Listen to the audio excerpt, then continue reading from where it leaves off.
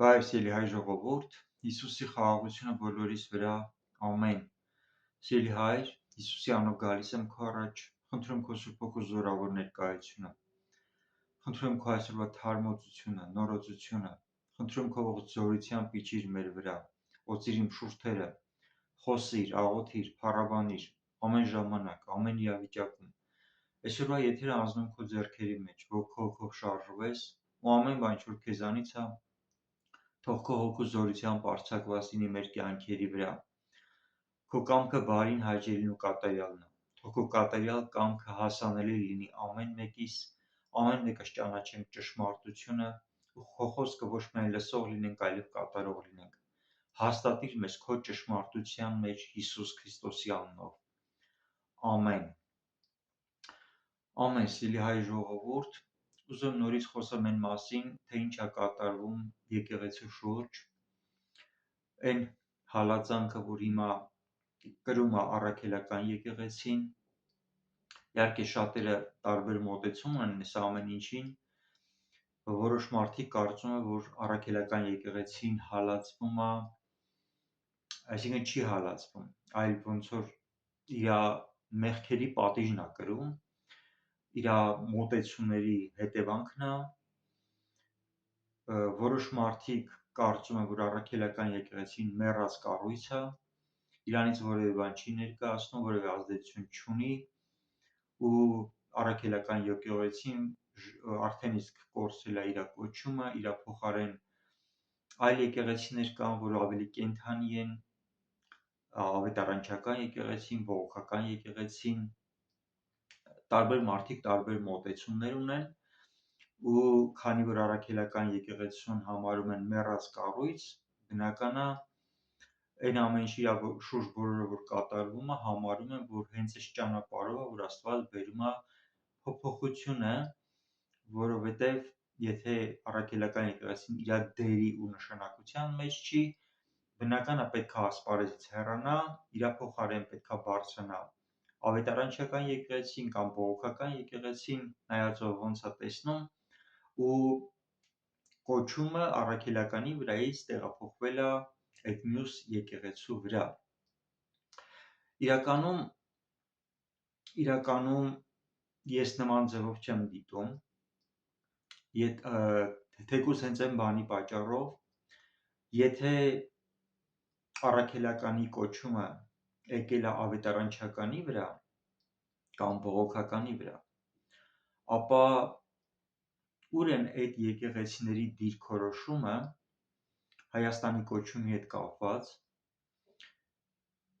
որտեղ են իրանք խոսում են մասին, թե Հայաստանը ինչի մեջ է կանչված, ինչի դեմ է պայքարում, առաքելական եկեղեցին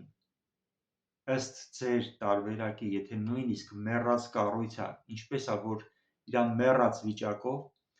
կարողանում է հակազդի թուրքական ծրագրերին, թուրանական ծրագրին ու խոսում է Արցախի վերադարձի, արցախահայության իրավունքների մասին։ Այսինքն առաքելական եկեղեցին իր մեռած վիճակով, ոնց դուք նշում եք, փաստացի կարողանում է սատանայի լուրջ անհանգստություն պատճառի, ու սատանան այսօր լսում է իր խոսքերը, որ կաթողիկոսի միջոցով ասվեց Շվեյցարիայում, Արցախի ու արցախահայության մասին օրինական պահանջի մասին, որը ամբողջությամբ համապատասխանում է մեծ հայքի սահմաններով Հայաստանի, որն է Մինին Արարատն ու Ասքանազը, որը Աստվածաշնչով Երեմիա 51:27 խոսքի համեմատ է։ Ստացվում է, որ առաքելական եկեղեցին միակ եկեղեցին է, որ խոսում է տեսիլքի մասին համատեքստում, նույն համատեքստում է խոսում, ու սա է պատճառը, որ սատանան ահավոր անհանգստացած է ու հարձակված է առաքելական եկեղեցու վրա, ոչ թե առաքելական եկեղեցին կորցրել է իր կոչումը, այլ ճիշտ հակառակը։ Առաքելական եկեղեցին արթնանում է խորը քնից։ Եթե դուք համարում եք, որ առաքելական եկեղեցին մեռած էր, ապա ես կասեմ, մեռելները նման ձևով չեն վարվում ու որևէ մեկին անհանգստություն չեն պատճառում։ ավելի քան կենդանի է իր պահվածքով առաքելական եկեղեցին։ Իսկ մյուս եկեղեցիների համար իրոք անհանգստանալու պատճառ կա, որտեղ իրանք չեն արտահայտում այդ նույն դիրքորոշումը Հայաստանի կոչումի հետ կապված, որևէ հայտարարությամբ հանդես չեն գալի, չեն խոսում, որ Երեմիա 51:27 խոսքը հստակ ցույց է տալի Հայաստանի կոչումը, Հայաստանի սահմանները, որտեղ Աստված ազգերին կոչ է անում, որ զինեն ու պատրաստեն Մինին Արարատն ու Ասքանազը Բաբիլոնի դեմ պայքարում։ Ու Աստծո խոսքը ասում է Հայտնության գրքում, միտեղ եկեղեցում ուղղում է խոսք ու ասում է անունն ես, որ կենդանի ես, բայց մեռած ես։ Այստեղ է վտանգը, որ որոշ եկեղեցիներ կան, որ իրենց համարում են կենդանի, բայց իրանց գործունեությամբ ընդհանրապես չի երևում, որ իրանք կենդանության շունչ ունեն իրանց մեջ, որտեղ բացառապես չեն խոսում Աստծո կամքի մասին ու ճիշտ հակառակը խոսում են այն մասին, ինչ որ իրանց թելադրում է իշխանությունները, ու դա նման է, որ իրանք սնվում են Հերովդեսի խմորից, որը Հիսուսը զգուշացրեց ու ասեց հեռու մնացեք Հերովդեսի խմորից։ Սա ի գիտություն ու քանի որ ես խոսում եմ առաքելական եկեղեցու մասին, իր դերի մասին, հիմա ինչքան կարևոր դեր է կատարում, ուզում ասեմ, որ առաքելական եկեղեցու վրայի հարձակումը ուղղակի հարձակում չի։ Սա վճռորոշ պահ է հայոց պատմության մեջ։ Կարելի ասել սա նոր սարդարապատ է, գուցե ավելի լուրջ սարդարապատ է, քան ունեցել ենք 1918 թվականին, որովհետև եթե ձեզանից շատերը հնարավոր է հիշեն, ես 19 թվականին եմ առաջին անգամ ես երազը պատմել, բայց ժամանակ առ ժամանակ անդադար կրկնել եմ սրա մասին։ Այն երազը, երբ որ ես ասում եի, որ Թուրքիան հզորացավ ու շարժվեց դեպի Հայաստանի սահման, ու իր նպատակն էր դեպի Հյուսիսային Օսեթիա հասնելը, բայց մեր սահմանի վրա մենք կանգնեցրեցինք իրանց առաջխաղացումը, հետո իրանք տեղափոխվեցին Վրաստան, որպեսզի Վրաստանի տարածքով գնան դեպի Հյուսիսային Օսեթիա, բայց մենք Հայաստանից տեղափոխվեցինք Վրաստան ու սահմանի վրա կանխեցինք Թուրքիայի ներխուժումը Վրաստան, որն էլ շարունակություն էր ուզում ստանալ դեպի Հյուսիսային Օսեթիա։ Այսինքն Հայաստանը դառավ արգելքը թուրքական, թուրանական ծրագրի ներխուժմանը դեպի Ռուսաստան։ Ու հիմա ոնց տեսնում եք, առաքելական եկեղեցին է, որ վերցրել է իր վրա այդ դերակատարումը ու հակառակվում է թուրանական ծրագրին։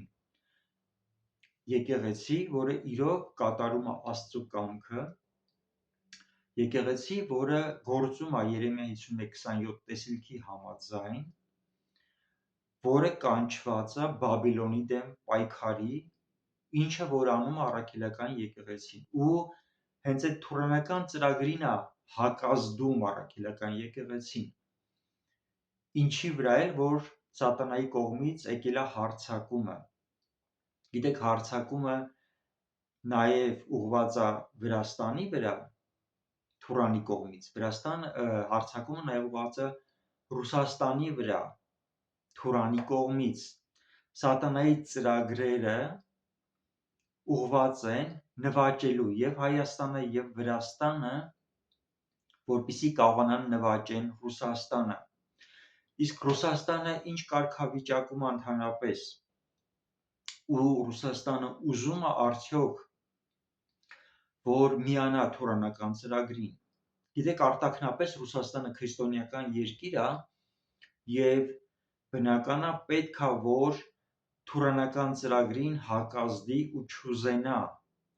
բայց ցավոք սրտի մի ճշմարտություն կա, կատարված փաստ է դա, որի մասին պետք է ասեմ։ Ռուսաստանում ոչ բոլորն են, որ համակարծիք են, որ Ռուսաստանը քրիստոնեական է, ու Ռուսաստանում իշխող ուժերի մեջ, կրեմլյան ուժերի մեջ կան նաև ուժեր, որոնք մտածում են ու համոզված են, որ Ռուսաստանը ինքը հենց այդ Թուրանի մասնիկն է, բացի այն, որ Թուրանի մասնիկն է, նաև պետքա լինի Թուրանի առաջատարը, այդ կառույցի առաջատար դեր կատարողը, որովհետև Ռուսաստանի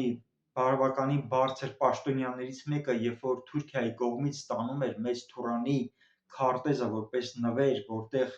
ամբողջությամբ նկարագրված էր այդ մեծ Թուրանը իր տարածքներով, բավականին մեծ հատված էր նաև ընդգրկված Ռուսաստանի հատվածից, ու այդ ռուս բարձրաստիճան ղեկավարը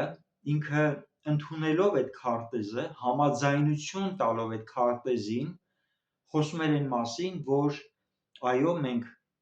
թուրանական ծրագրի մասնիկն ենք, բայց Թուրանի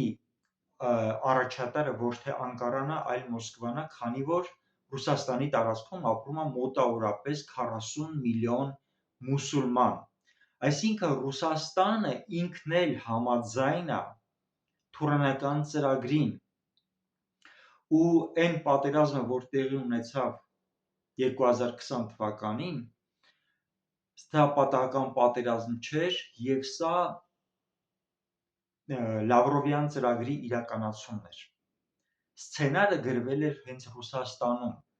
ռուս-թուրքական ծրագիր էր, որը իրականություն դարձրեցին, հետագայում շարունակություն պետքա ստանար, որ ամբողջությամբ Ռուսաստանը տարածաշրջանում պետքա ամրապնդվեր Հայաստանի թուլանալու արդյունքում, ու Ռուսաստանը տարածաշրջանում ամրանալով պետքա փորձեր վերականգնել Սովետական Միությունը։ Դրանից հետո էլ հենց սկսվեց ուկրաինական պատերազմը, որը նախատեսում էին, որ 3 օր հետո պետքա ավարտվի եւ անմիջապես Սովետական Միությունը պետքա վերականգնեն, բայց նաև այդ նոր Սովետական Միության տարածքների մեջ պետքա ընդգրկվեր Թուրքիան։ Սա սցենարներից մեկն էր։ Այստեղում Թուրանը չէր վերածնվում, այլ վերածնվում էր Սովետական Միությունը, բայց Ռուսաստանի պարտության դեպքում, ինչը որ հիմա տեղի է ունենում ուկրաինական ճակատում, Ռուսաստանի թուլանալու արդյունքում պետքա իրականանար մյուս տարբերակը, որ պետքա կյանքի կոչեին Թուրանի ծրագիրը, որտեղ արդեն Ռուսաստանի թուլանալու արդյունքում այն բոլոր տարածքները, որ պատկանում էր նախկին Ռուսաստանին, նախկին ռուսական տարածքներ էին համարվում, իրանք բոլորը պետքա անցնեին արդեն Թուրքիայի վերահսկողության տակ, ինչն էլ հիմա փորձում են իրականացնել, ու ստեղ այս պայքարի մեջ, այս գաղափարի ստեղծման մեջ թուրանական Հայաստանը ու հատկապես առաքելական եկեղեցին ունի դիրքորոշում հակազդելու այս ծրագրին, թեկուզ որ սա ռուս-թուրքական պրոյեկտ է, առաքելական եկեղեցին հակառակվում է այս ծրագրին, թույլ չտալով Հայաստանի իսլամացումը, թույլ չտալով, որ Հայաստանի վրայով Թուրքիան շարժվի դեպի Ռուսաստան ու իսլամացնի Ռուսաստանը։ Ստացվում է, որ առաքելական եկեղեցին իր պայքարի տեսակով, ձևով ու առաքելական եկեղեցու հետ միասին նաև այն բոլոր առողջ հասարակությունը, որ գիտակցում է Թուրանի վտանգը, մենք պայքարելով Թուրանի դեմ, ակամայից նաև պաշտպանում ենք Վրաստանը եւ պաշտպանում ենք Ռուսաստանը, ինչը Ռուսաստանում այդքան էլ մեծ ուրախությամբ չի ընդունվում, քանի որ կրեմլյան ծրագիրը սա, եթե տապալվում է Սովետական Միության վերականգնումը, ապա պետքա վերածնվի Օսմանյան կայսրությունը, ինչին հակազդում է առաքելական եկեղեցին։ Սա է պատճառը, որ առաքելական եկեղեցին հարձակման տակ է ոչ միայն Հայաստանում տեղի իշխանությունների կողմից, այլ նաև հարձակման տակ են բոլոր այն քաղաքացիները Ռուսաստանում ռուսների կողմից, Կրեմլի կողմից, ովքեր որ պաշտպանում են առաքելական եկեղեցուն։ Սա շատ նուրբ պահ է, ու շատերը սրա մասին պատկերացում չունենալով Կրեմլին ընդունում են հալած յուղի պես, մտածելով, որ Կրեմլը միշտ եղել է Հայաստանի դաշնակիցը ու ինքը միշտ պատերազմել է Թուրքիայի հետ։ Գիտեք, Ռուսաստանը հասկանալով իր պարտությունը Ուկրաինայում, իր նահանջը մեր տարածաշրջանից, ինչը բացահայտորեն մենք տեսանք, որ տեղի ունեցավ եւ Արցախում, եւ Սիրիայում, եւ գնալով շարունակվում է, Ռուսաստանը ամեն ինչ փորձում է հանձնի Թուրքիային, միայն թե արևմուտքը չգա ու չզբաղեցնի այն տեղը, որը պատկանում է Ռուսաստանին։ Սա ռուս-թուրքական գաղտնի պայմանավորվածություններ են, որ եղել են դեռ 20 թվականի պատերազմից առաջ։ Սա սցենար էր, որը խաղարկվեց ու հիմա, քանի որ այս ընթացքն է գնում, որ փորձում են իրականացնեն թուրանական ծրագիրը, առաքելական եկեղեցու վրա այս հարձակումն է, որտեղ առաքելական եկեղեցին միակ արգելքն է մնացել Թուրանի ճանապարհին։ Ու ստեղ ես շատ եմ ուզում, որ հայ ժողովուրդը գիտակցորեն կանգնի առաքելական եկեղեցու կողքին, որովհետև կանգնելով առաքելական եկեղեցու կողքին, մենք իրականում դիմակայում ենք Թուրանի ծրագրին։ Շատերը կենտրոնացած են կաթողիկոսի վրա, կաթողիկոսի կուսակրոնության խախտման վրա, մյուս քահանաների, սրբազանների մեղքերն են ջրի երես հանվում։ Այս ամեն ինչը արվում է նրա համար, որպեսզի արժեզրկվի առաքելական եկեղեցին, որպեսզի ժողովուրդը հետ կանգնի ու չպաշտպանի առաքելական եկեղեցուն, որպեսզի իշխող իշխանությունը ու թուրանական այդ գաղափարախոսությունը Հայաստանում ունենա հաջողություն։ Բայց ես ուզում եմ, որ դուք գիտակցելով սա կանգնեք առաքելական եկեղեցու կողքին։ Հարցը նրանում չի, որ մեղքեր չկան։ Ես անցած իմ եթերների ժամանակ ասել եմ, որ բոլորն են մեղավոր, մեկը չկա արդար, Հիսուսը միակ արդարն է։ Երկրի վրա դուք այլևս չեք գտնի որևէ մեկ երկրորդին, որը արդար լինի իր գործերով։ Բոլորը մեղանչեցին ու Աստծո փառքից պակասեցին։ Հենց դրա համար Հիսուսը եկավ մարդկության համար։ Մենք ինչ որ ենք, Հիսուսի շնորհքով ենք, Հիսուսի արած զոհի միջոցով ենք, որ արդարանում ենք, ընդունելով Հիսուսի արյունը մեր վրա, որը լվացում, մաքրում, սրբում ու արդարացնում է։ Դրա համար շատ կարևոր է, որ դուք հիմա չկենտրոնանաք քահանաների, կաթողիկոսի մեղքերի վրա, որը կա, բայց ավելի առավել կարևոր է այն գաղափարը, որ առաքելական եկեղեցին տանում է առաջ, որն է, որ ինքը պայքարում է իսլամացման, Հայաստանի իսլամացման դեմ ու Թուրանի ծրագրի տարածման դեմ, որը Աստծո կամքի համաձայն պայքար է։ Երեմիա 51:27 խոսքի մեջ ասված է, որ մինի Արարատի ասքանազի թագավորությունը կանչվում է Բաբելոնի դեմ պայքարում ու պատերազմում։ Ու այսօր առաքելական եկեղեցին ամբողջությամբ իր հայտարարությամբ հենց այդ դիրքորոշման մեջ է, որ դիմակայում է թուրանական ծրագրի տարածմանը նախ Հայաստան, հետո նաև դեպի Ռուսաստան։ Ու երբ որ մի քանի օր առաջ ես ասում եի Ռուսաստանի տարածքում հայերը վտանգված են ու հարձակման տակ են լինելու, շատերը չհասկացան իրականում ինչն է պատճառը, որ նման բան կարա լինի։ Պատճառը հենց դա է, որ հայը իր տեսակով հակառակված է թուրանական ծրագրին։ Իսկ Ռուսաստանում շատերը, քանի որ ծրագրել են Թուրքիայի հետ, որպեսզի Թուրանը պետքա տարածվի Ռուսաստան, իսկ հայը իր դիրքորոշումով խանգարում է, սա պատճառներից հիմնականն է, որի համար հայը կարա հալածված լինի հենց Ռուսաստանի տարածքում ռուսների կողմից։ Դրա համար ես օրհնում եմ Աստծո կամքը, թող ամեն բան լինի Աստծո կամքի մեջ, Աստծո վերահսկողության մեջ, Աստծո գերբնական պաշտպանությունը լինի Հայաստանի վրա, ամբողջ Ռուսաստանում գտնվող հայության վրա, Վրաստանում գտնվող հայության վրա, որ ամեն մի հայի վրա, ով որ դիմակայում է ու հակառակված է թուրանական ծրագրի տարածմանը, Հիսուսի անունով Աստծո գերբնական պաշտպանությունը ամեն մի հայի վրա, ու օրհնում եմ ամեն մեկին, ով որ կանգնում է ու իրականացնում է Աստծո կամքը հակառակվելով Բաբելոնյան արքայությանը, հակառակվելով իսլամի տարածմանը, ու Հիսուսի անունով թող խափանվի սատանական ամեն մի ծրագիր, որ բարձրացած է Աստծու կամքի դեմ։ Թուրանական ոչ մի ծրագիր Հայաստանում չի հաջողվելու, թուրանական ոչ մի ծրագիր Վրաստանում չի հաջողվելու, թուրանական ոչ մի ծրագիր Ռուսաստանը չի նվաճելու Հիսուսի անունով։ Հայաստանը պատկանում է Հիսուսին, Վրաստանը պատկանում է Հիսուսին, ու Ռուսաստանը վերափոխվելու է ու զորավոր մեծ արթնություն ունենալու, ճանաչելով Հիսուս Քրիստոսին, ու ամեն թուրանական գաղափար Ռուսաստանի տարածքում Հիսուս Քրիստոսի անունով թող լինի անիծված հավիտյանս հավիտենից։ Բոլոր իսլամական ուժերը, որ կան Ռուսաստանի տարածքում, թող հանդիպեն Հիսուս Քրիստոսի հետ, վերափոխվեն, ու Հիսուս Քրիստոսի արքայությունը թող տարածվի ողջ Ռուսաստանով մեկ։ Աստծու խոստմունքը Ռուսաստանի վրա, որ Ռուսաստանում լինելու է զորավոր մեծ արթնություն, թող իրականանա Սուրբ Հոգու զորությամբ։